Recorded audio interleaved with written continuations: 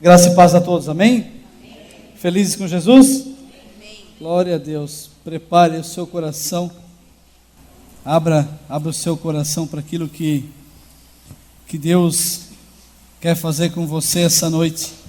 Deus é bom o tempo todo, saiba disso. Deus é bom o tempo todo e o tempo todo Deus é bom.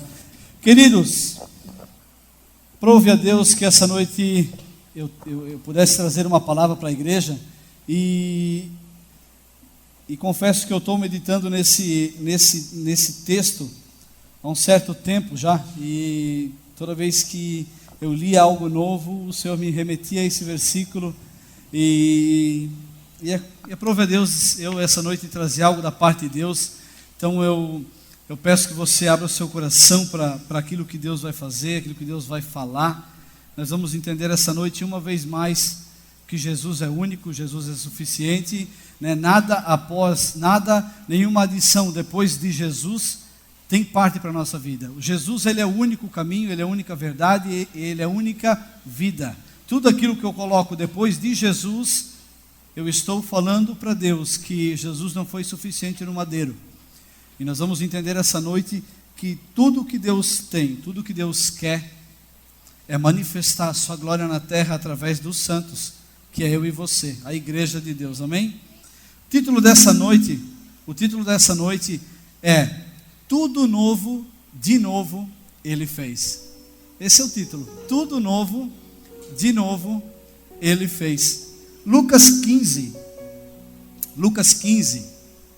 eu passei para o pessoal da mídia do 11 ao 35, é isso?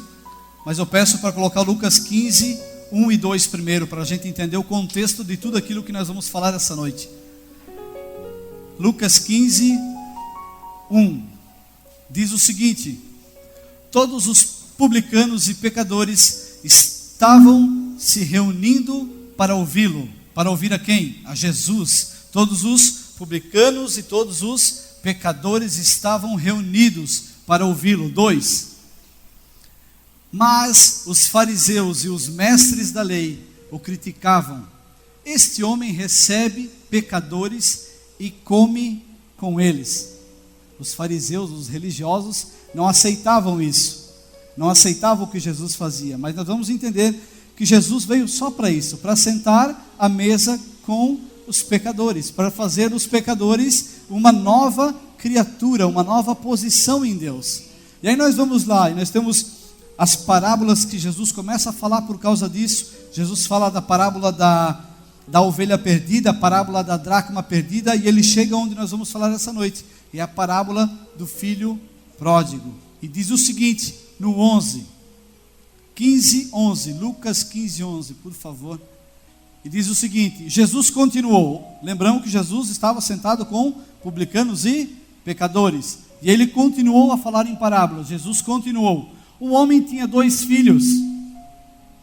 O mais novo disse ao seu pai: pai, eu quero a minha parte da herança. Assim ele repartiu sua propriedade entre eles, os 2 filhos. 13. Não muito tempo depois, o filho mais novo reuniu tudo o que tinha e foi para uma região distante. Repita comigo: uma região distante. O filho mais novo pegou sua herança e não muito tempo depois, a palavra diz que ele foi para uma região distante e lá desperdiçou todos os seus bens vivendo irresponsavelmente. Depois de ter gasto tudo, houve uma grande fome em toda aquela região e ele começou a passar necessidade. Por isso, foi empregar-se com um dos cidadãos daquela região, que o mandou para o seu campo a fim de cuidar de porcos. Foi trabalhar, foi cuidar de porcos. Ele desejava encher-se o estômago com as vargens de alfarrobeira. Olha que forte isso. O filho amado do pai, o filho precioso do pai, agora longe do pai, distante do pai. A Bíblia diz que ele desejava encher-se o estômago, ele queria comer tudo aquilo que os porcos comiam. Esse era o desejo daquele filho. Mas ninguém lhe dava nada. Caindo em si, ele disse: quantos empregados de meu pai têm comida de sobra. Quantos empregados se fartam com aquilo que o meu pai dá para eles, para os serviçais dele, e eles têm de sobra, e eu aqui morrendo de fome. Eu me porei a caminho e voltarei para o meu pai, e lhe direi: Pai, pequei contra o céu e contra ti, não sou mais digno de ser chamado teu filho, trata-me. Olha só a mente de um filho longe do pai. Trata-me como um dos teus empregados. Ele não conseguia mais se enxergar como um filho, porque a intimidade com o pai foi perdida. E ele diz o seguinte: a seguir levantou-se e foi para o seu pai, e estando ainda longe, seu pai o viu e encheu de compaixão, e correndo para o seu filho, o abraçou e o beijou. E o filho lhe disse: Pai, pequei contra o céu e contra ti, não sou mais digno de ser chamado teu filho. Mas o pai disse aos seus servos: depressa, agora, urgente, tragam a melhor roupa e vistam nele, coloquem um anel em seu dedo e calçado em seus pés, tragam um novilho gordo e matem-no, vamos fazer uma festa e comemorar, pois esse meu filho estava morto e voltou à vida, estava perdido e foi achado, e começaram a festejar. Amém, glória a Deus, aleluia. E começaram a festejar. Obrigado, Jesus, pela tua palavra. Obrigado, Deus, que essa noite, Senhor, nós possamos entender ainda mais a tua vontade, Senhor, que nós possamos entender que nós somos filhos amados, que nós nascemos e fomos criados, Senhor, nós somos formados por ti, Senhor, para experimentar tudo aquilo que tu és, tudo aquilo que tu tens, Senhor, em nome de Cristo Jesus, hoje como um culto, como uma celebração de libertação, Senhor, eu declaro que nós possamos entender essa noite, Deus, que nós possamos entender essa noite, Senhor, quem o Senhor é, para vivermos como o Senhor vive. Pai, em nome de Cristo Jesus, é o que nós te pedimos, aleluia, amém, amém e amém, glória a Deus. Então aqui uma parábola contada por Jesus, um pai que tinha 2 filhos, e um de repente do nada decidiu curtir a vida sozinho, sem a presença do pai. E esse filho, nós lemos aqui que ele não teve uma boa trajetória longe do pai. Nós podemos dizer e entender que esse filho longe do pai, ele estava descoberto daquilo que o pai tinha para ele. Esse filho longe do pai, ele não mais vivia como uma mente de filho, chegou a uma situação onde ele não mais se enxergava como um filho do seu pai. Hoje eu quero olhar para essa parábola, sendo o pai desse garoto Deus. O pai desse garoto é o próprio Deus. O pai desse garoto é o Deus. Esse menino é eu e você. Esse menino somos eu e você, antes de reconhecer a Cristo Jesus como nosso único e suficiente Salvador. Partindo disso, não importa o quanto nós achamos que nós entendemos de nós, como esse menino falou: pai, agora eu entendo mais de mim do que você e me dá a minha parte, eu quero ir. Olhando para essa parábola, eu vejo que Deus sabe muito mais de nós do que nós mesmos. É louco isso, né? Deus sabe muito mais de nós do que nós mesmos. Por mais que nós achamos adultos ao ponto de pedir a nossa herança para Deus, Deus sabe muito mais de nós acerca de nós mesmos. Amém? Vimos aqui o caminho trilhado por esse garoto que levou totalmente ao contrário da sua originalidade, da sua criação. Aquele menino não foi criado, ele não foi ensinado para passar falta, para ter dificuldade. Esse menino não foi criado para isso. Esse menino foi criado para viver a abundância que o pai tinha. Deus nos criou para viver a abundância que ele tem. Então esse menino, ele sai da presença do pai. Isso também é conosco. Deus não nos criou para andar sem ele, sem a presença dele. Deus não nos criou para passar fome, para passar necessidade, para passar angústia, sofrimento, escassez. Deus não nos fez, não se escandalize, mas Deus não nos fez para ter insuficiência de nada. Deus não nos criou para ter insuficiência de nada, senão Deus não ia ser um pai amoroso. Deus não nos fez para passar fome, para sentir escassez, para ser oprimidos. Não foi isso que Deus fez. E esse pai também não queria que o filho saísse da presença dele. para não acontecer isso com o filho dele. Então, desde o começo da criação, e eu tenho falado muito nisso, então desde o começo da criação, Deus sempre quis se relacionar com o homem.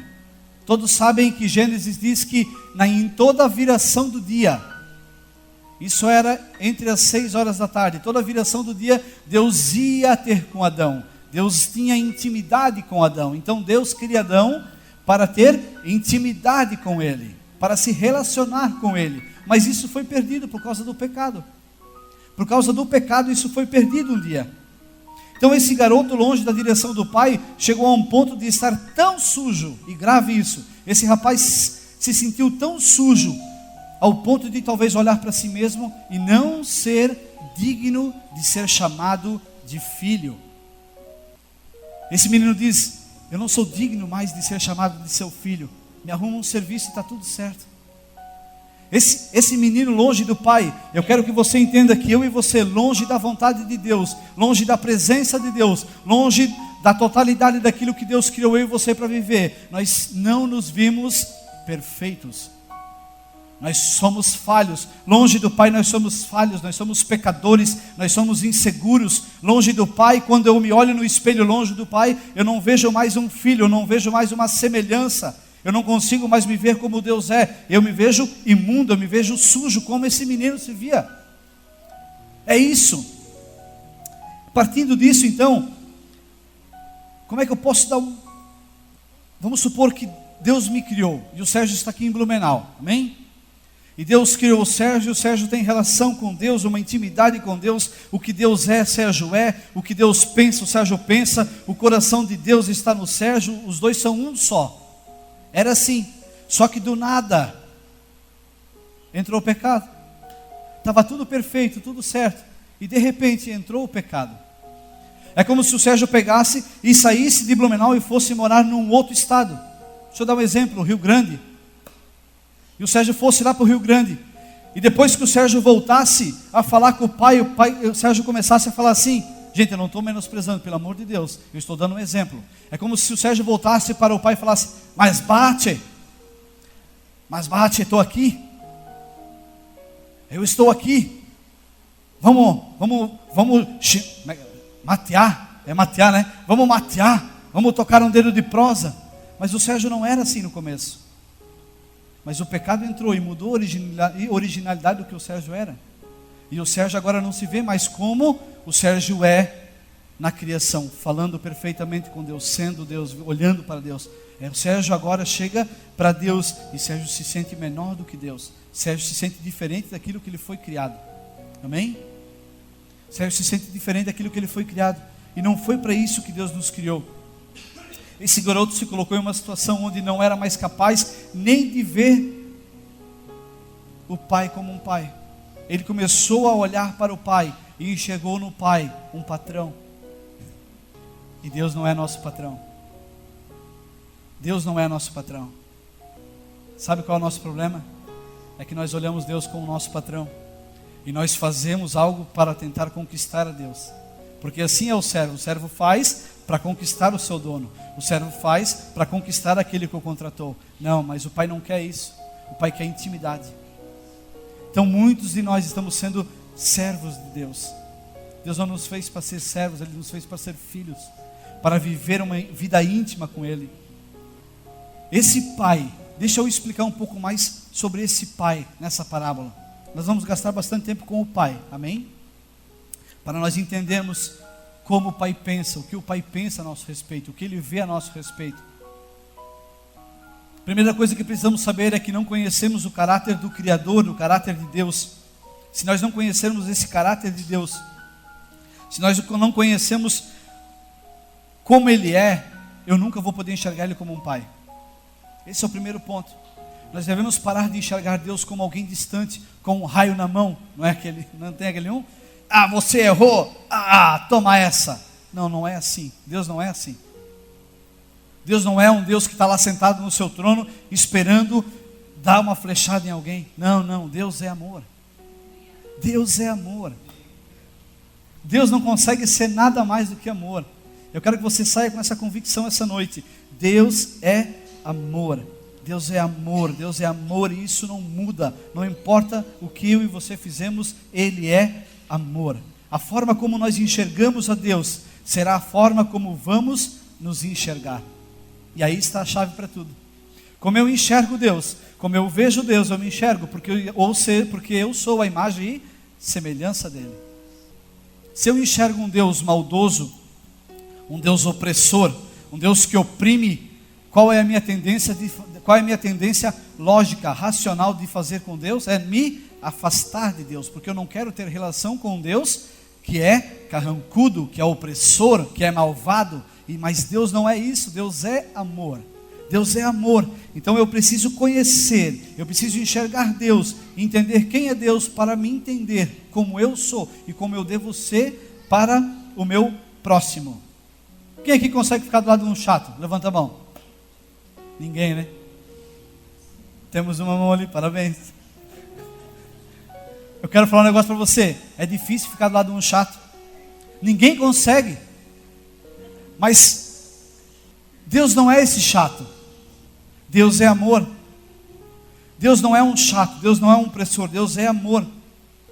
Quando uma criança nasce em um lar rígido, um lar ríspido demais, onde ela tem o pai dela como um homem opressor, como um pai que aponta, como um pai que julga, a tendência dessa pessoa, dessa criança, quando se tornar adulta, é fazer o quê?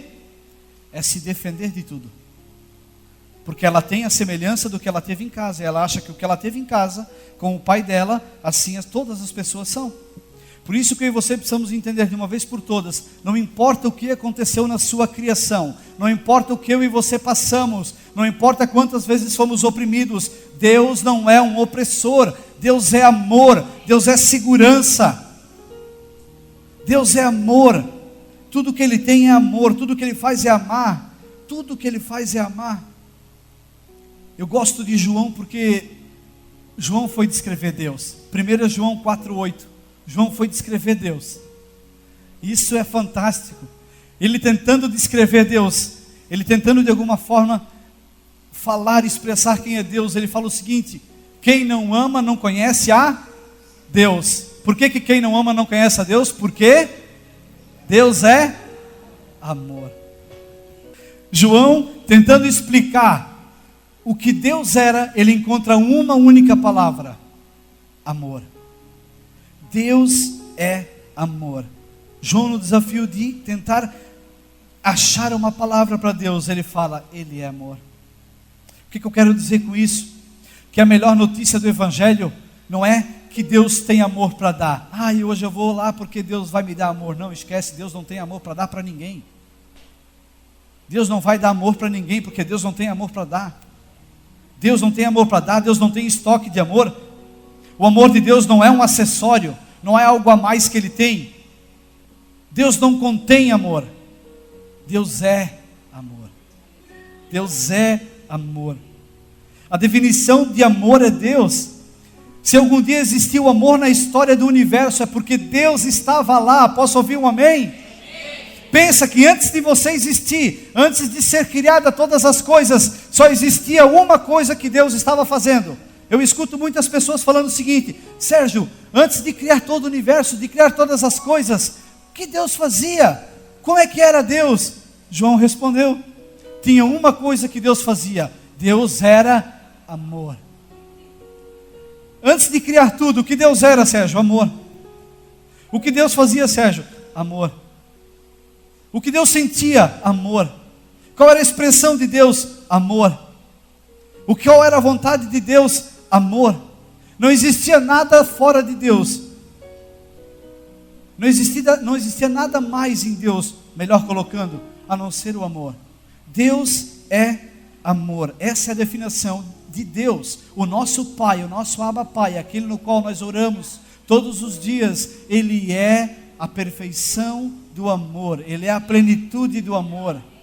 Deus ama eu e você incondicionalmente. O que é incondicionalmente? É que não depende de mais nada, não tem condição nenhuma. A palavra incondicional significa que se eu der algo para o Rogério, eu estou dando, não importa o que ele faça para mim.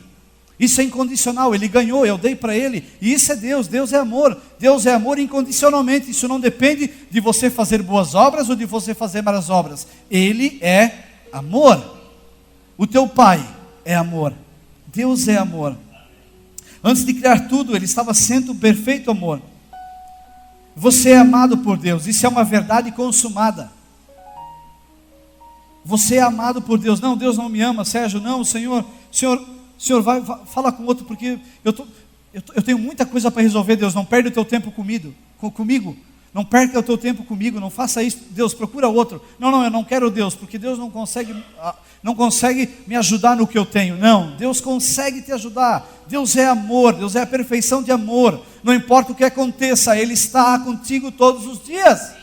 Não importa o que aconteça. Não, Sérgio, não, tu não entende a minha situação. A minha situação nem Deus consegue. Não, Deus consegue. Deus é o Criador de todas as coisas.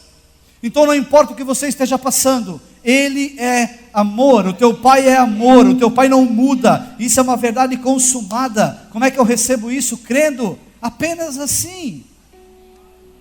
Meu Sérgio, como é que eu recebo esse Pai de amor? Crendo. Então, mas eu não preciso fazer nada. Não, você não precisa fazer nada, porque é incondicional.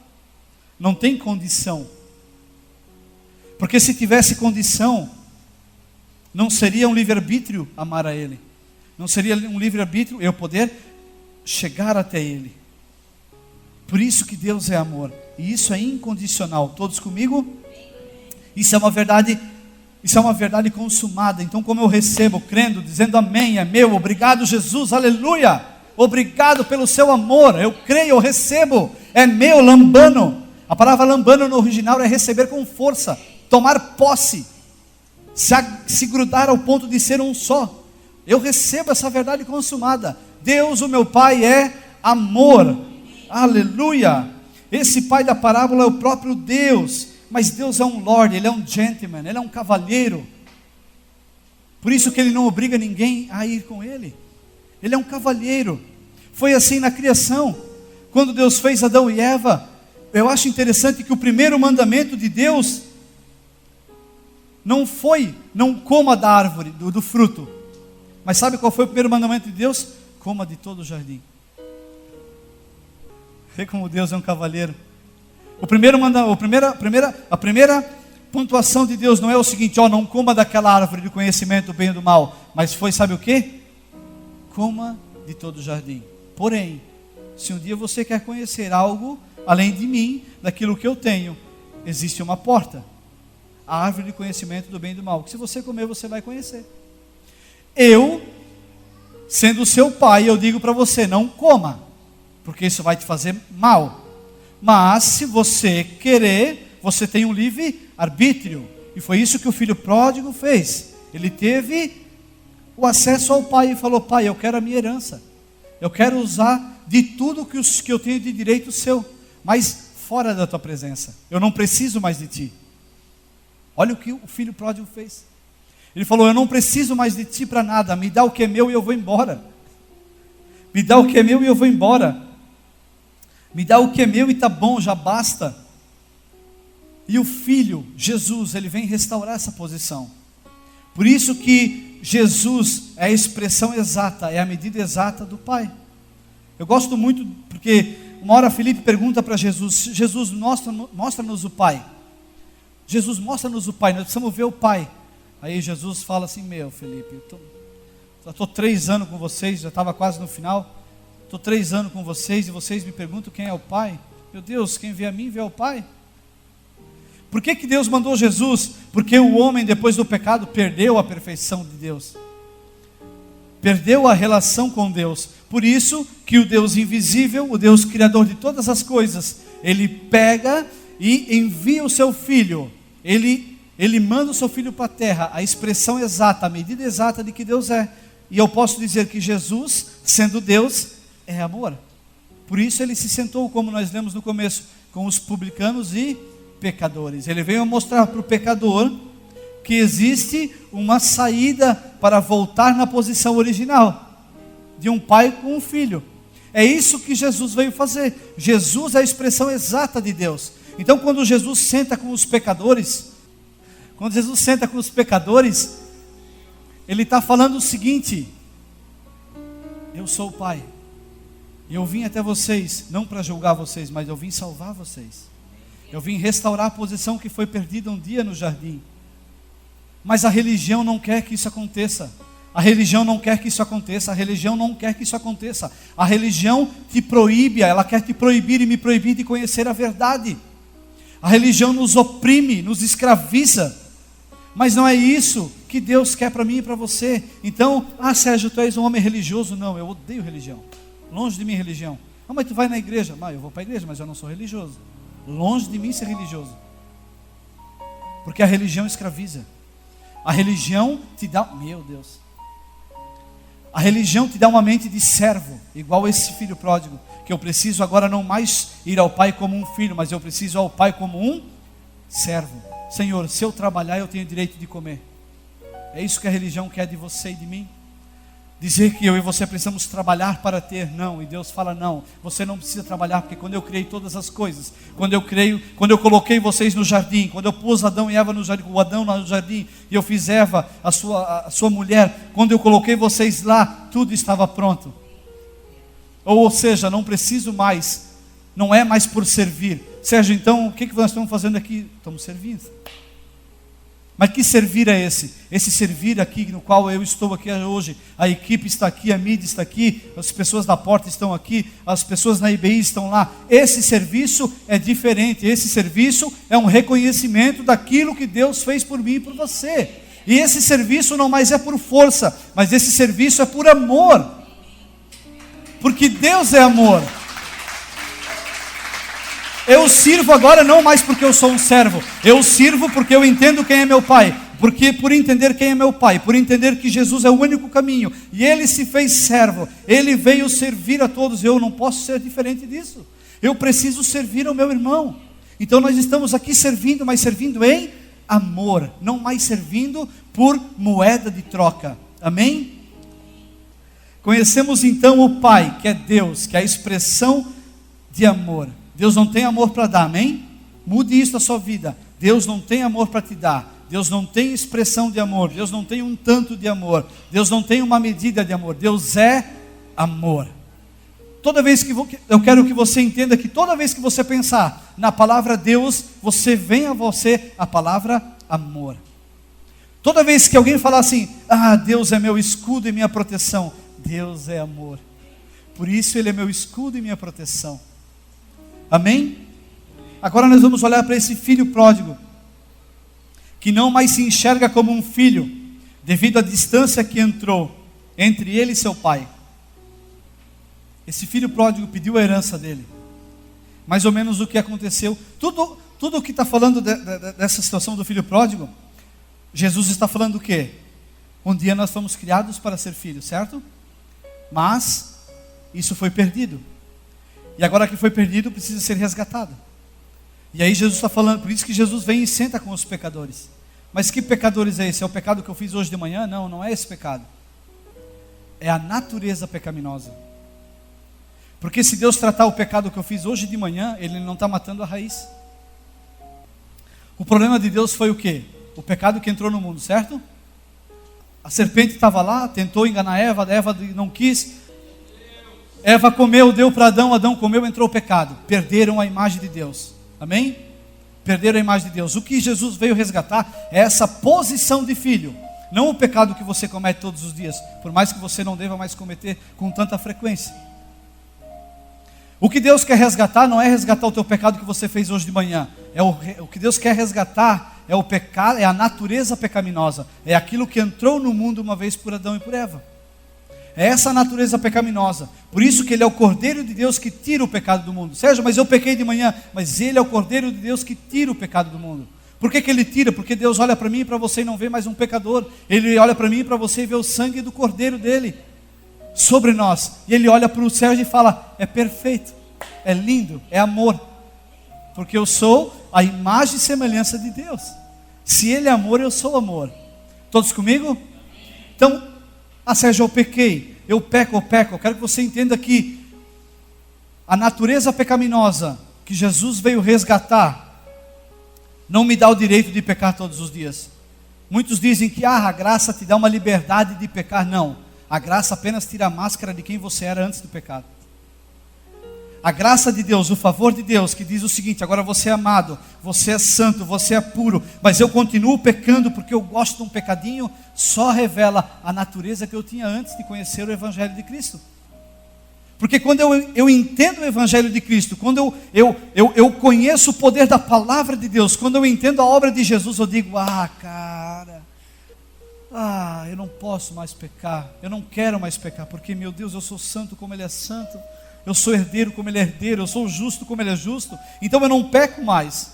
Sérgio, mas eu ainda peco, eu vejo ainda pornografia, eu ainda traio minha esposa, meu marido, eu conto mentira para poder vender, eu falo mentira para poder vender, para poder fazer negócios, eu vivo de negócios e eu preciso mentir uma vez ou outra. Ei, acorde para a vida, você não precisa mais mentir, porque a Bíblia diz que Ele é o meu pastor. Meu Deus, está na minha mensagem, é por isso que eu digo, Deus é bom, né? Deus testifica tudo, né? O pastor começou dizendo que Deus é meu pastor e nada eu tenho falta. Se eu nada eu tenho falta, eu preciso mentir para vender? Não, então por que eu minto? Porque eu ainda não entendi a graça do Evangelho. Se Deus é meu pastor e nada eu tenho falta, por que eu traio a minha esposa? Porque eu não conhecia ainda a graça do Evangelho. A graça do Evangelho, o amor perfeito de Cristo Jesus sobre a minha e sobre a sua vida, vai revelar realmente onde está o nosso coração. Amém? Vamos voltar, filho próximo, nem estava na mensagem, amém? Esse garoto, fora da visão do pai, fora daquilo que o pai dava de alimento, ficou perdido, sem diretriz, sem saber o que fazer, a chegar ao ponto de desejar comer lavagem. Gente, você já imaginou isso? A chegar ao ponto de olhar para a lavagem e ver os porcos comendo e falar o seguinte: eu preciso comer isso aí. É isso que Satanás faz comigo e com você, fora de Cristo. Ele nos oprime, porque a Bíblia diz que Satanás veio para roubar, matar e destruir. Então ele vem com violência. Não pensa que Satanás é um gentleman igual Deus é, igual Jesus é. Não, Satanás ele vem com violência. Ele vem nos nossos ouvidos, ele fala mentiras acerca da minha e tua vida. Ele diz que você não presta, que você não vale nada, que você não consegue sozinho. É isso que Satanás vem fazer. E eu e você vamos nos afastando de Deus ao ponto de não nos enxergarmos mais como filho, como esse rapaz, como esse filho. Ele não mais se enxergava como um filho amado do pai. Por quê? Porque ele deu ouvido a Satanás. Ele deu ouvido a Satanás. O pecado só entrou na vida desse menino fora da visão do pai. Só fora da visão do pai. A sua essência mudou porque não estava mais parecido com o pai. Alguém aqui já se deparou uma vez e tinha um pai e um filho, e alguém falou assim: meu Deus, não precisa nem de DNA, né? Alguém já aconteceu isso com você? Não? Meu Deus do céu, parecido, não, nem precisa gastar com DNA, vai fazer DNA para quê? Olha ali, isso é a imagem e semelhança, é a cara de um, focinho do outro, não é assim? Assim é eu e você perto do Pai. Quando eu e você estamos em Cristo Jesus, quando você estamos com Deus, eu e você refletimos a imagem de Deus, e não precisa de DNA, não precisa de algo a mais. Eu e você somos quem Deus é. Antes esse filho fazia tudo o que o seu pai, antes ele fazia tudo o que via o seu pai fazer. Esse filho, antes de pedir a sua herança, ele fazia tudo o que via o seu pai fazer. Ele pensava como o seu pai, ele andava como o seu pai, ele tinha a identidade do seu pai. Provavelmente ele até se vestia igual ao pai dele. Mas ele quis sair. E olhando para ele no estado que fala lá em Lucas 16, eu fico triste, porque tem muitas pessoas se vendo assim, como alguém imundo, alguém com pecado, alguém que Deus é muito ocupado para não se preocupar com ela. Não, não é isso, não é isso. A Bíblia diz que ele desejava encher o estômago com aquilo que os porcos comiam. Ele não conseguia mais ser digno de ser chamado de filho. E olha o que ele disse no 18, Lucas 15, 18. Olha o que ele diz em Lucas 15, 18. Eu me porei a caminho e voltarei para o meu pai. E lhe direi: Pai, pequei contra os céus e contra ti. 19. E olha o que ele diz depois. E aqui está o auge. Se você pegar isso aqui, você pega tudo. E olha o que ele diz: eu não sou mais digno. Por que eu não sou mais digno? Por causa do pecado. Mas Jesus se fez pecado. E agora eu e você não precisamos mais nos preocupar com o pecado. Ele diz o seguinte: não sou mais digno de ser chamado de seu filho, trata-me como um dos teus empregados. Eu não sou mais digno de ser chamado de filho, trata-me como um empregado. Ou seja, eu vou fazer para poder ter. Eu sou um servo agora, eu não sou mais um filho. Eu não me enxergo como um filho amado, agora eu sou um servo que trabalha para ter o que comer. A vida fora da visão do Pai é uma vida de mente de serviço, não mais uma mente de filho. A visão de trabalhar para ter e não mais de estar para nunca faltar. E aqui está o negócio.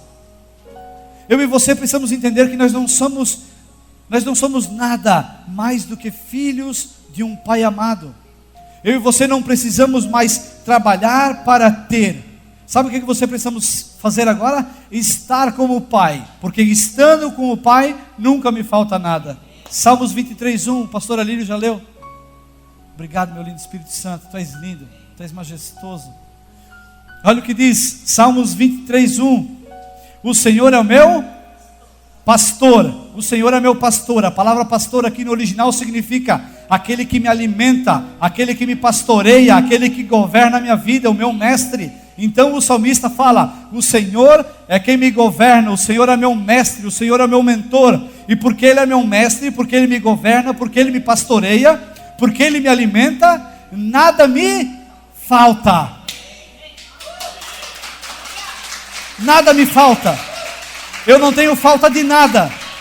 Ah, Sérgio, mas eu ainda sinto falta de algumas coisas. Vá para Jesus, porque Ele é meu pastor e de nada eu tenho falta. Nada eu tenho falta. Bota no 4. Ah, Deus é lindo demais. Mesmo que eu andar por um vale de trevas e morte, eu não temerei perigo algum. Mesmo que eu andar por um vale de trevas e de morte. Sérgio, então com Jesus tudo é flor? Não. Vai ter o dia mau, vai ter o dia da opressão, vai ter o dia que você vai se sentir não amado, vai ter o dia. Por isso que eu preciso da palavra de Deus, para ir na palavra de Deus e falar, o Senhor é meu pastor, e de nada eu tenho falta, porque por mais que eu andar em trevas e morte, eu não temerei, porque o Senhor é meu pastor, e nada eu tenho falta. Mas eu e você queremos ser pastoreados por Deus sem conhecer o que Deus tem para nós. Isso nunca vai acontecer, esquece. A sua vida de cristão não é uma vida de domingueiro, isso é um clube. Ah, eu vou para o culto porque eu sou abençoado. Não, você já foi abençoado. Eu vou para o culto pegar uma bênção. Não, você não vem pegar bênção, bênção já aconteceu. Então se você tem uma vida de domingo, você é domingueiro, você é um clubista. Só depois no final, vamos acertar a mensalidade ali e está tudo certo. Só falta... Quero que você entenda que ser cristão não é vir para a igreja domingo, pelo amor de Deus. Você precisa vir, porque aqui é os santos. Aqui é onde a congregação dos santos se alimenta. Do quê? Da palavra. Mas se você vem só para o domingo, só por vir, durante a semana você esquece quem é Deus. Você não procura se relacionar com o Espírito Santo de Deus, esquece. Você é um clubista. Bem-vindo ao clube. Aí ele diz o seguinte, ainda que eu ande em trevas e morte, não temerei perigo algum, porque quem? Tu, o meu mentor, o que me alimenta, o que me pastoreia, o que me governa, o meu mestre, tu estás comigo. A tua vara e o teu cajado me protegem. Deus é bom.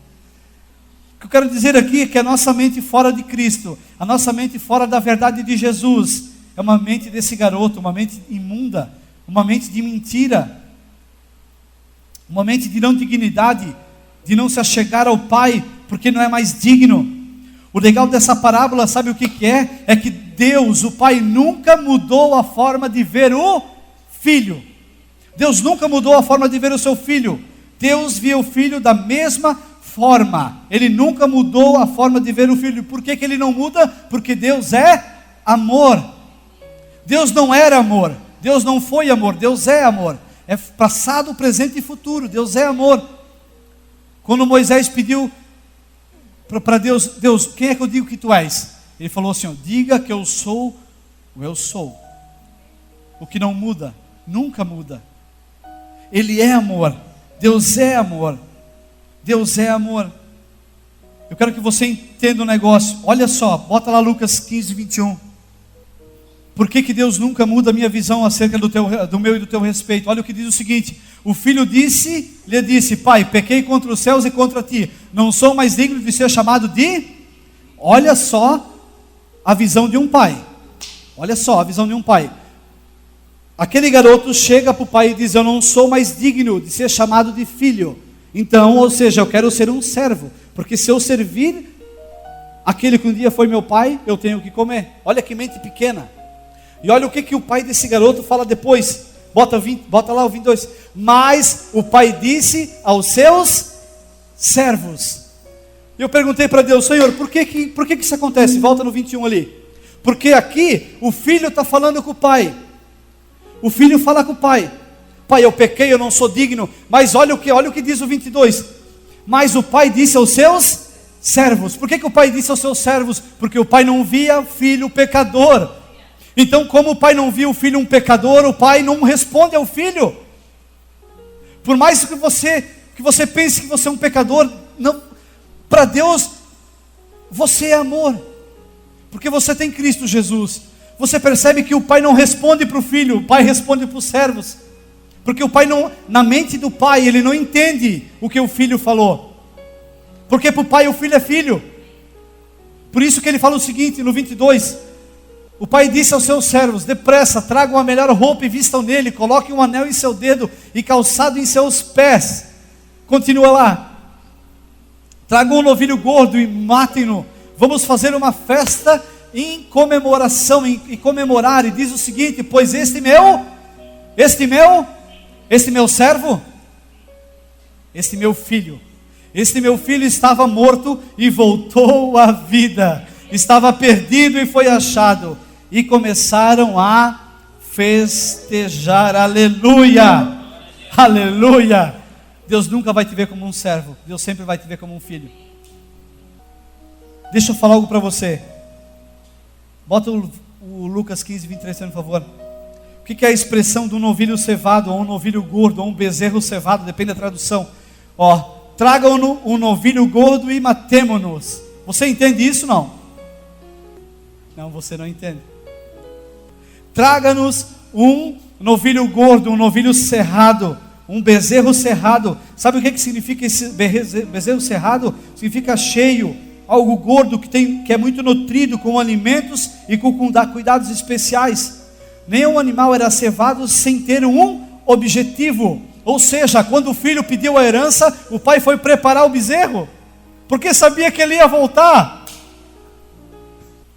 Quando o filho pede a herança, o pai fala o seguinte: prepara o novilho, porque ele vai voltar. Prepara o novilho, porque ele vai voltar. O meu filho vai voltar. Prepara esse novilho, esse meu filho vai voltar. Na parábola do filho pródigo, o pai que tipifica Deus, ele é uma expressão de Deus, mesmo sabendo que o filho, por escolha própria, abandonou a comunhão do lar, não perdeu a esperança, nem nunca perdeu a esperança, pois enquanto o filho sofria em uma terra distante, o pai começou a cevar, a preparar um bezerro para a restituição do filho. Quem é o bezerro? Quem é o novilho? Quem? Jesus. Jesus é o novilho. Jesus é aquele que faz a reconciliação do pai com o pecador. O pai preparou uma vez Jesus para que eu e você não andássemos mais em pecado. Aqui o bezerro, ele tipifica Jesus Cristo, que morreu. E a Bíblia diz que esse foi um motivo de grande festa. O retorno do filho para casa foi um motivo de grande festa. Só existe um momento que a Bíblia relata que existe festa nos céus. Só existe um momento. Coloca para mim lá, fazendo um favor. Lucas 15, 10. É a mesma passagem. Se você quer entender ainda mais o que Deus tem para mim e para a sua vida, leia em casa Lucas 15. Só existe um momento que existe festa nos céus. Olha só. É o mesmo contexto que nós estamos lendo. Eu lhes digo que, da mesma forma, há alegria na presença dos anjos de Deus. Onde há alegria? Na presença dos anjos, nos céus. Alegria na presença dos anjos de Deus, por um pecador que se arrepende. É o único lugar que a Bíblia diz que tem festa nos céus, quando alguém se arrepende. Quando alguém se arrepende. A Bíblia diz também que tudo que é nascido de Deus, tudo que é nascido de Deus, ele é restaurado. Todo aquele que é nascido de Deus é restaurado. Jesus vai estar em nós, Ele está em nós através do Espírito Santo que foi nos dado. E para eu e você vivermos uma vida de restauração, de um filho que, mesmo gastando tudo que tinha, foi restituído a tudo novamente, é só através de Cristo Jesus. É só através de Cristo Jesus. Escute isso, a nossa natureza era o pecado por causa de Adão. Agora Deus é a nossa natureza por causa de Cristo Jesus. Deus é a nossa natureza. Deus é a nossa natureza. Esse é o escândalo da graça, que fomos condenados a viver uma vida de morte pelos nossos terríveis erros. Mas Jesus nos resgatou.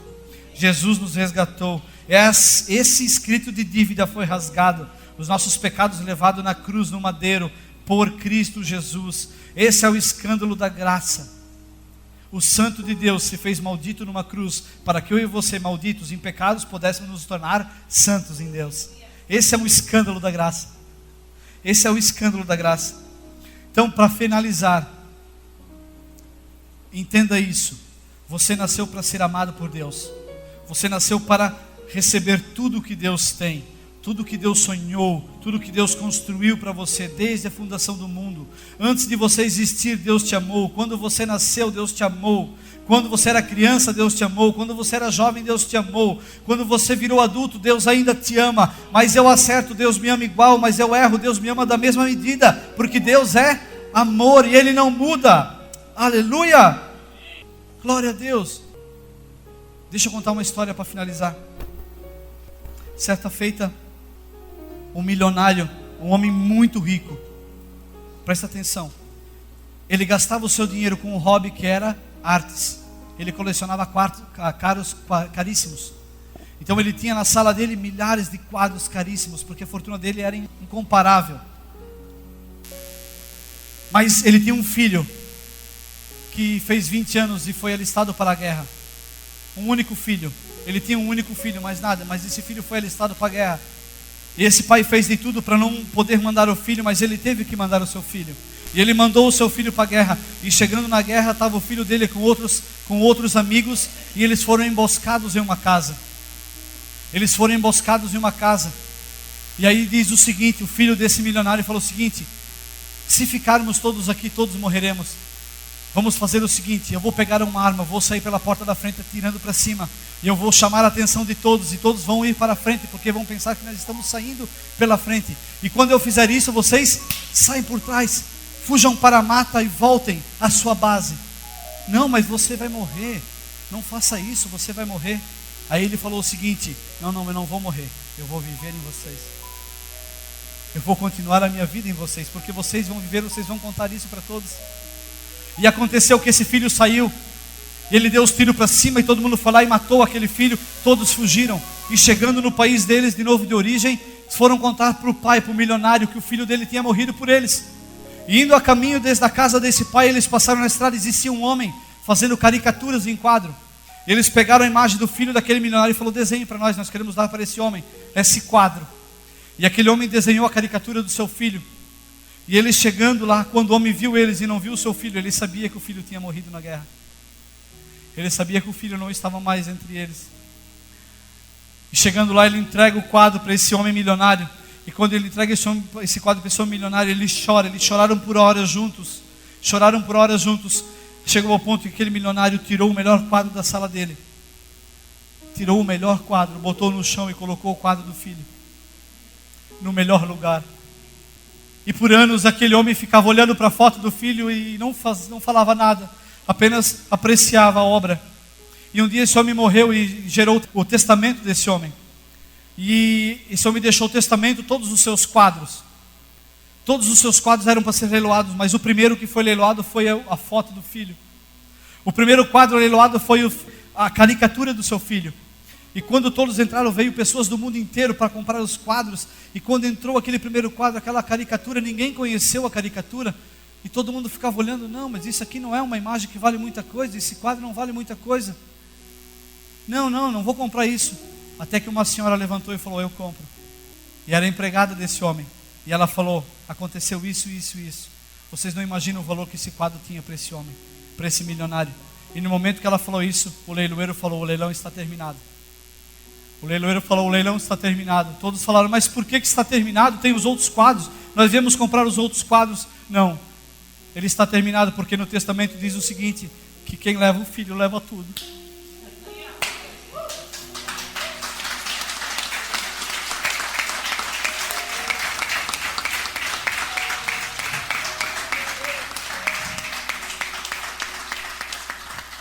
Quem leva o filho leva tudo. E assim é com Jesus. Quem leva Jesus leva todas as demais coisas. E esse é o escândalo da graça. Quem leva o filho leva tudo. Quem leva o filho leva tudo que o pai tem.